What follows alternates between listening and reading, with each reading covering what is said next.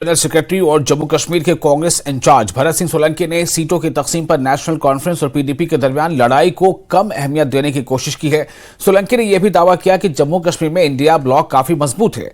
सोलंकी ने कहा कि कुछ सीटों पर इत्तेहादी जमातों के दरमियान झगड़ा अलायंस के उम्मीदवारों के इम्कानात पर शायद ही कोई असर डालेगा।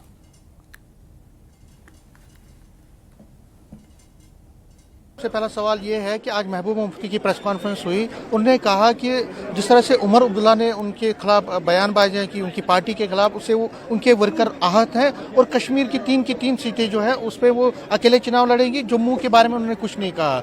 क्या लगता है आपको कि जो आपकी कोशिश थी एनसी और पीडीपी को साथ लाने की कहीं ना कहीं नाकामी हुई? हमने पूरी कोशिश की थी। अब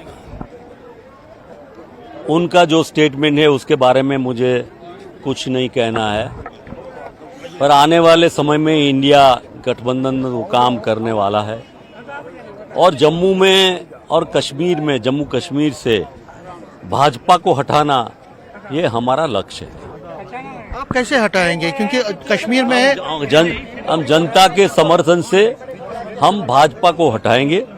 हमारे जो दो नुमाइंदे तय हुए हैं, हमारे उधमपुर और जम्मू के, आप देख रहे हैं जन सैलाब और उनका उत्साह, कितने प्यार से वो बात कर रहे हो। रास्ते में जाने वाले स्कूटर में, रिक्शा में जाने वाले लोग भी कांग्रेस जिंदाबाद, रमन बल्ला जिंदाबाद ऐसी बात कर रहे हैं।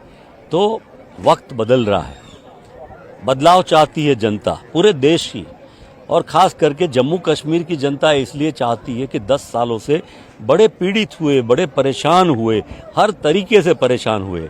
अब जनता इससे बाहर निकल के शांति चाहती है, अमन चाहती है, खुशी चाहती है, रोजगारी चाहती है, महंगाई कम करना चाहती है, अपने स्मार्ट मीटर की बात हो, बहुत सारे मसले हैं उनको सॉल्व करना चाहती है।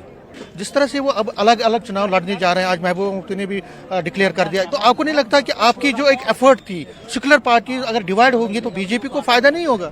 देखिए, इसके बारे में पूरा चयन करेंगे, सोचेंगे और जनता को साथ रखेंगे। आखिर में तो जनता सर्वोपरि है। पॉलिटिकल पार्टी का इम्पोर्टेंस तो स्वाभाविक रूप से है, लेकिन जनता ही तय करेगी आने वाले समय में, और जनता ही बीजेपी को भगा देगी। और